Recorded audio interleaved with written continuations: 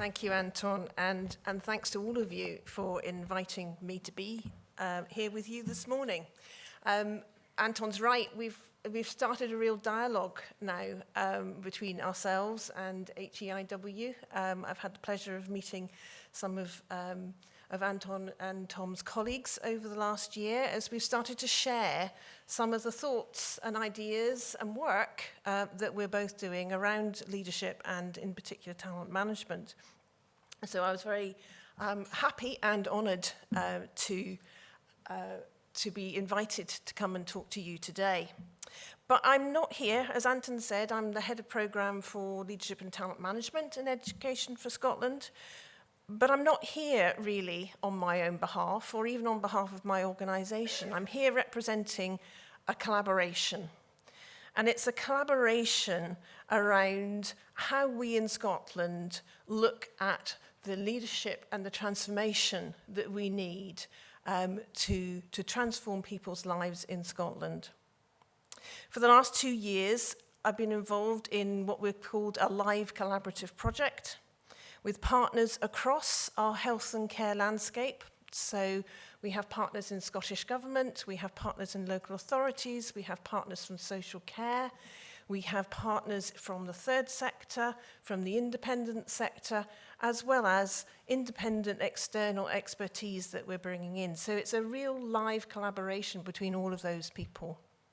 So I'm here today really representing all of those partners and the opportunity to talk to you a little bit about what that live collaborative project has been about. I'll find my little clicker.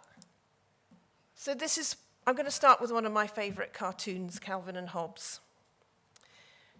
And I wonder whether any of you recognise this scenario. Maybe you've been Calvin, the leader, who's got a great idea and is charging off. Or maybe you've been Hobbes, the tiger, who's not quite following. It probably feels familiar, things that we've tried to do, great ideas that we've had. So before I talk about what Project Lift is or what we've done so far, I'd like to start with the why we're doing it at all, and to consider why the project came into being and why we feel that putting people at the heart of leadership in health and care is so important.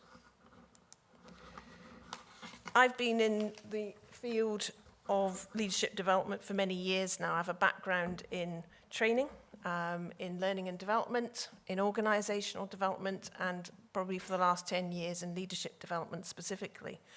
And I've often been involved in debates about, and there are some inverted commas coming up, what good leadership looks like. That seems to be a kind of constant refrain. I think a better question is, what does good leadership feel like? Because it's our lived and felt experience of leading and being led that shapes our own behaviours and influences the culture of the systems or system that we're part of. Our notions of leadership are often based in concepts of formal authority, leadership as seniority, positional influence, professional or technical expertise. And in that model, every cog, big and small, has its place. It connects in ways predicted by the structure of the organisation and leads to entirely expected results. As long as there are no bits of grit that find their way into the machine or cogs that suddenly behave randomly, everything runs smoothly. So hands up if you work in an organisation like that, where all the cogs work exactly as they are expected to do. No, I don't seem to have any takers there. You don't need to be a leadership theorist to know that that's not how work gets done.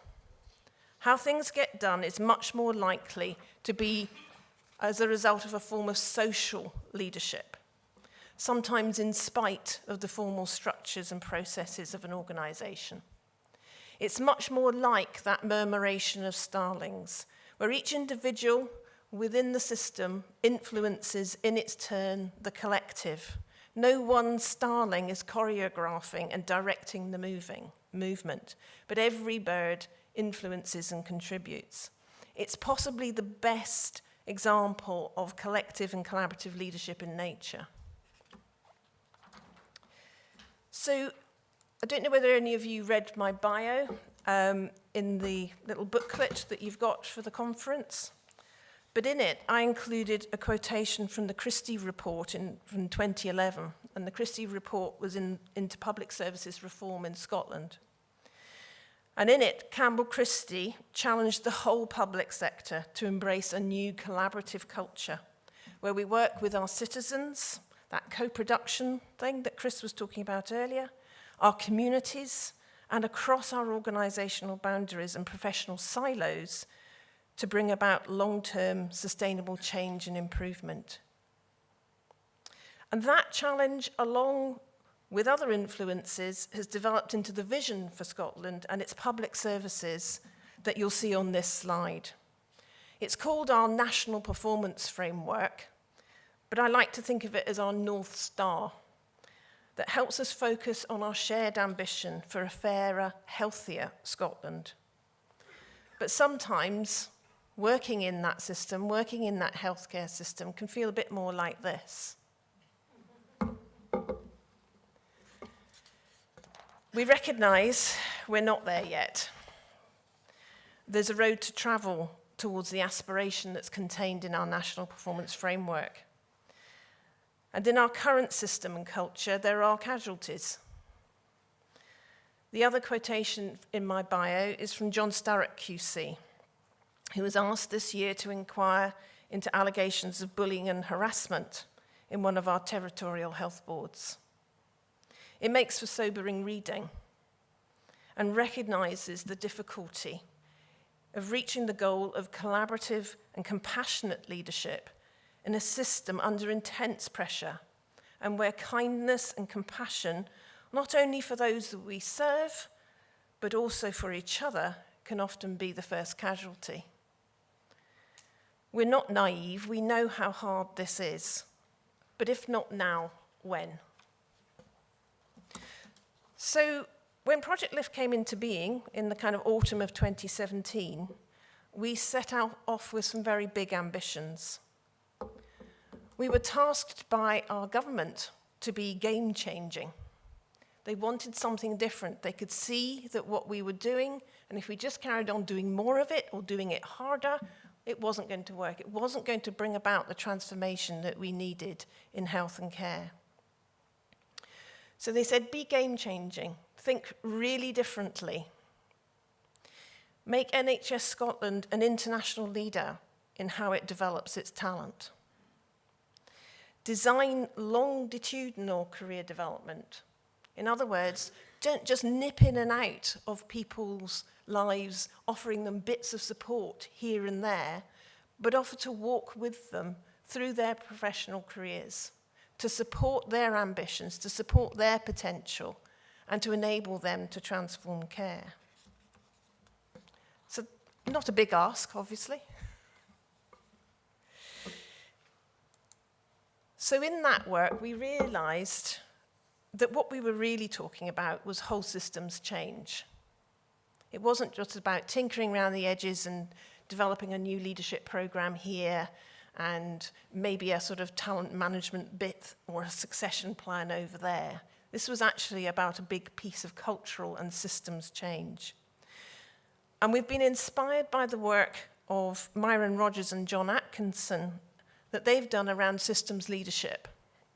And here are some of Myron's maxims that we try and keep in our minds in the work that we do collaborating together in Project LIFT, but we also recognise that this is also the underpinnings of what we're trying to achieve in terms of a collaborative system that works across its boundaries, that across its professional silos in order to transform care.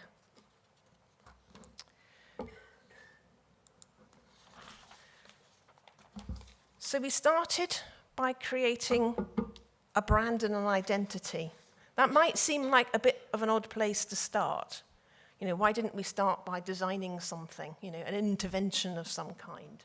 But actually what we were trying to do was to design something that people could engage with, a concept, an idea, and to share that idea as broadly as we could before we started designing stuff. Because what we knew was if we just went away and designed stuff in our little bubble, it would probably be just as unsuccessful as everything else had been. So more than anything, we wanted to engage right across our health and social care system. So we created that identity, and we did it deliberately, so it wasn't immediately associated with any one of the partners that had started to come together to collaborate around this work. It's not an NHS Scotland brand. It's not a Scottish Government brand. It's not a Scottish Social Services brand. It's something that's unique and has its own identity. Because what we realised was that we didn't want our colleagues in social care, for example, to say, oh, well, that's health. That's nothing to do with me, because that's health, that's NHS Scotland. Equally, we didn't want to have something that was so branded in the social care side that perhaps our medics or our pharmacists would say, that's not for us. So we needed something unique. We created a virtual presence very quickly through designing a website that we already use now to share information about Project Lift, about news about what we're doing, events we're planning. But what we're also using it for increasingly is to share the stories of people that are engaging with us around this work. So what's it all about? It's about people, our humanness, the relationships between us. It's about connection. It's about connecting across the system on the shared ambition we have that relates to the National Performance Framework. More than anything, it's about kindness and compassion. How do we do that? How do we bring that kindness and compassion back in to our interactions, our behaviours, our policies, our cultures? But more than anything else, it's been about humility and curiosity. We had some underpinning principles about the way we work together, looked very like this, but I think the biggest thing has been for us to understand that we can't know everything. We can't sit in our little lovely collaborative project pretending that suddenly we're the experts in the whole system and therefore know exactly how this should be done. We want to engage with as many people across our system as possible to hear what they have to say, to bring their knowledge into those conversations about how we lead, how we manage talent, how we fulfill our potential. One of the very early things we did was then to try and describe what we actually really meant by compassionate, collective, collaborative leadership, and therefore what kind of leaders we felt we needed for our future. So we started by creating what we call our leadership profile. It's a pen picture of some of those values, attributes, and behaviours that capture our leadership ethos and will help us identify leadership potential in any professional group and at any level of our organisation. You'll notice it's not a competency framework. It was the very last thing that we wanted to do. There are hundreds of competency frameworks in NHS Scotland and in social care. Every profession has one, every organisation has one, they have them at different levels. And actually, most of them are saying the same thing. When it comes down to the behavioural element of leadership and leading people, they're more or less saying the same thing. What we wanted to do here is create this idea of a profile that people could then map their competency frameworks if they had them too. So we kept it deliberately at quite a high level. But each of those petals has a couple of different aspects to them. So if we think about ambition, we are looking for leaders with ambition. But we're looking for leaders not just with the ambition for their own personal development and careers, professional careers, we're looking for them also to have a real passion and ambition for what their service can deliver. So when we're looking for ambition, we're looking for both those things. That self-drive and motivation, but also that drive to do something for others, to do something with their service. When it comes to insight, we are looking for people who have a high level of self-awareness or who are able to develop that and have real insight into their own values and behaviours and the impact that those values, behaviours and actions have on others. That self-awareness is key. But we're also looking for people who have insight into the complexities of delivering healthcare in our modern society.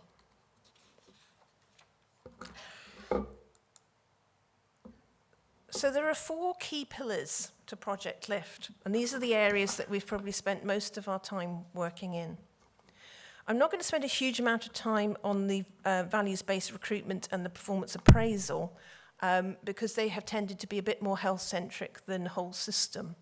Other than to say that in terms of values-based recruitment, what we're trying to do is develop a once for Scotland approach for values-based recruitment for senior leaders, because what we recognised is that as we were bringing particularly senior leaders into our system, they were being recruited mainly on their professional expertise and technical ability in whatever profession, whether that's medics, other clinical professions, non-clinical professions.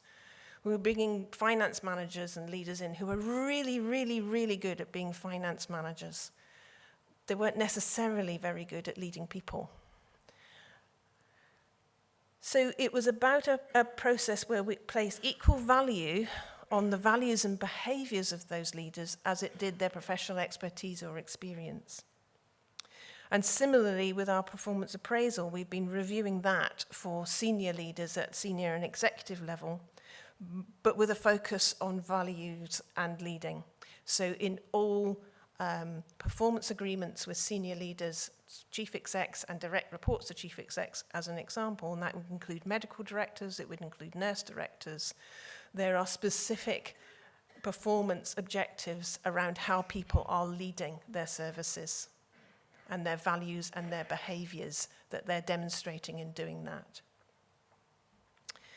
But I want to spend a bit more time talking about the areas that we spent most time on probably, which is firstly talent management and secondly leadership development. Our talent management work's been focused on designing an inclusive approach that's based on individual agency. And what I mean by that is that we haven't designed something, taken it to our system and said, you implement it. Because when we've done that in the past, it stops. It gets stuck. It doesn't work. We haven't supported the system to implement it. We also recognised, and I don't know whether NHS Wales is the same, but sometimes we see that leaders will support and promote leaders that are like them. Now that's fantastic if you've got somebody who is really focused on values and behaviours. It's less fantastic when somebody who perhaps is towards the end of perhaps more less helpful, let's put it that way, less helpful to values and behaviours for individuals if they are simply replicating leadership in their own image. One of the things we realise is that we have a huge amount of potential in our system that's not always visible to us because it's not surfacing through normal line management processes. So we wanted to kind of also give back the opportunity to individuals in our system to identify themselves as wanting to be part of transforming care. So our approach is about identifying, nurturing, developing future leaders at all levels and across all professional groups, both the clinical and the non-clinical, to ensure that we've got pools and pipelines of talent for the long term. We also wanted to design that end-to-end process that walks with our talent, supporting them to manage their careers and fulfill their potential. So we designed an app. There's an app for that. And we designed an app and it sits on our website, and anyone who works in health and care in NHS in Scotland, not just in NHS Scotland, but right across local authority care as well, can register their interest, they can share some information about themselves and their aspirations, and they can complete a self-assessment questionnaire that helps them understand their current leadership strengths and development needs. That might lead on, for some, for an opportunity for a career conversation. with one of our talent team that explores their potential and their readiness for development, for career moves, and for stretch assignments. And in this way, we're starting to make our talent visible within our system so that opportunities can be offered and talent mobilized where it's most needed. So what it's helping us do is understand that if we need a particular type of talent in a particular place or for a particular project, it's starting to make that visible. Rather than just going to the people that are kind of known, we're actually getting fresh talent from people who are saying, I'd like to be involved in that. I want to be a part of this. I'm ready for my next move.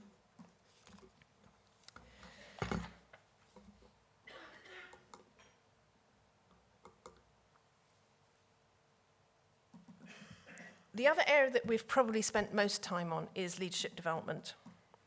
And the ambition for leadership development in Project Lift is to look at that from the perspective of self, team, and system. In other words, it starts with the individual. It starts with thinking about the individual's personal resilience, their health and well-being, their leadership profile, and how they are able to develop their own self-awareness and become aware of the values they hold, how those values are enacted in their leadership, and the impact that they have on others. At the team level, it's about supporting people then to think about how they work with their teams. And at the system level, it's starting to say, and our leadership development approach is built around collaborating across boundaries in order both to achieve things, but also to learn, and to learn those collaborative skills that we need to transform our system. So far we've developed new programs for emerging leaders, as well as our Leadership Cube program, which is for leaders at an aspiring director level. We're connecting also with leadership programs that already exist in our system to support those at all levels of leadership. And our belief is that we need to make leadership development much more related to the live context, to real work. It's all very well taking people on a leadership program away and in putting them in a classroom and talking about leadership models in theory, but actually you then take that individual leader and you put them back into the environment that they came from. They can feel incredibly unsupported. They may go back with huge intention to change how they're leading, huge intention to do something different, to work differently, but they go back into the same receiving environment. That separation of development from real work isn't helpful. So all our leadership interventions are focusing now on learning from real work. It's a bit like the simulation that we were talking about, but in a leadership context.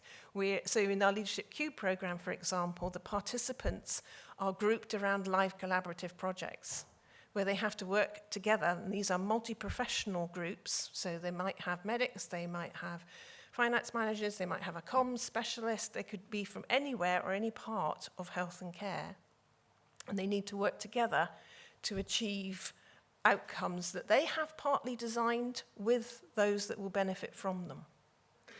And it's that live work that actually starts to really embed the skills that we're looking for. So we are focusing on making learning experiential. We're focusing on being, not just doing. It's that real understanding of self and how we react and how we act under pressure. I was thinking about that when Amy was talking. It's about really knowing how you react in different circumstances, how your behavior is likely to be, and therefore how that's likely to impact on others. And it's also about adopting an assets-based approach. So in our Leadership 3 cohorts, what we're trying to do is say the learning is going to come as much from each other, the participants in the cohort, as it might come from facilitators or expert speakers or anything else. We're trying to get over this issue that you come on a leadership development program to listen to experts who are taking responsibility for your learning, and they are filling you up with knowledge and then they send you back out. What we're trying to say is you come into our development interventions to bring as much learning for others as you will gain. And it's in the interaction between you that the real learning will be.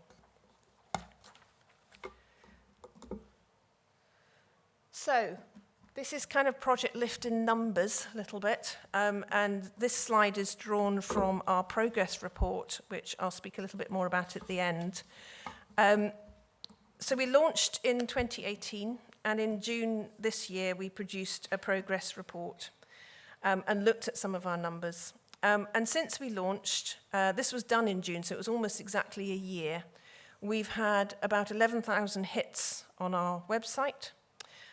We've had 2,700 people sign up to our app, and about 1,400 of those have completed their own self-assessment questionnaire. That self-assessment questionnaire generates for them a personal development report around their leadership strengths and development needs. We've had 2 cohorts of our Leadership Cube program for aspiring directors. We've had 1 cohort, we're just about to start the second, called New Horizons for our emerging leaders. We've had 81, well that figure is now 111, I'm told, career conversations with individuals about what their aspirations are, where they are, what their readiness is. And the other part of what we've been working so hard on has been around the engagement and in building a Project Lift community. And what essentially that's meant has been going out to talk to anybody that will have us, basically. So this is the kind of engagement that all of us have been doing that have been involved in the collaborative for the last year. Going out and talking to formal groups at formal events, but also informally with any kind of group or structure or network that wants to engage with us or is curious about what we might be doing or thinks there might be something in this. Anywhere we've found a chink of interest, we've been right in there. We set up our stall at events big and small, but more than anything, we've used digital communication. We recognize that to really extend our reach, we need to use all the tools at our disposal. So we have a Twitter account, we have the website, we have a growing community through people that have engaged with us, signed up to the website, signed up to the app. That community is one that's growing every day. And every day we're communicating with them in some form or another about what we're doing, ideas, bringing ideas or thoughts or different perspectives on leadership and collaboration to those people that have shown that interest with it. And in that way, what we're trying to do is to build a Project Lift community or communities. And it is much more likely to be communities because we've got different groups coalescing around different ideas of interest. But essentially, that Project Lift community is there to create space for everyone that's interested in transforming care, to explore, to have conversations, to connect with others, to try things out, and grow that social movement, that murmuration of starlings that I spoke about earlier, to support people who want to change themselves. So it might be that they've come here because they're looking for their own leadership development and talent management opportunities. But more often, or alongside that, it's usually because they also want to bring about some kind of change in the system. So what we're trying to do with the Project Lift community is enable both individual agency to flourish, but also to develop collective leadership capacity.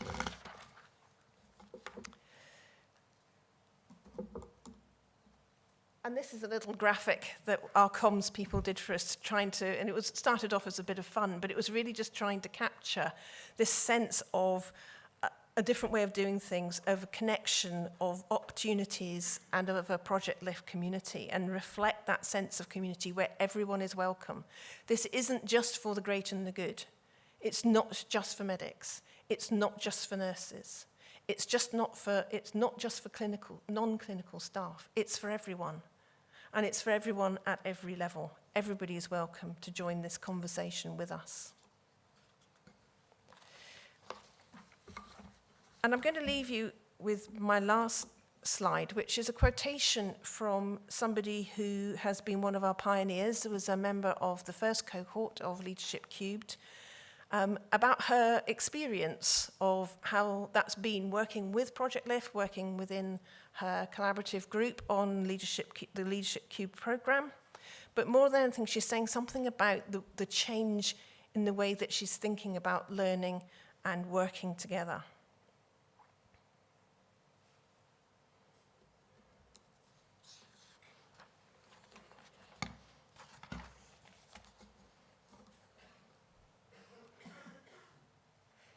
So you might have gathered that I could probably talk all day about this. There's so much more I'd like to tell you that I don't have time for. But I mentioned earlier on that in June this year, we produced a progress report, which you can get an electronic copy from our website, projectlift.scot. And we also have lots of other sort of social media elements to what we're doing. So we have our Twitter and we have email as well. But I wanted to leave a little bit of time. Have I got 5 minutes or 2 minutes? A minute? One question? 2 minutes. There's so much more I could have explored, but if you are interested in finding out more, then please, follow us on Twitter, go to our website, have a look at some of the stories that people have shared about Project Lift and how they're working with us, or send us an email. The details are all there. But time, if Anton says, for one question.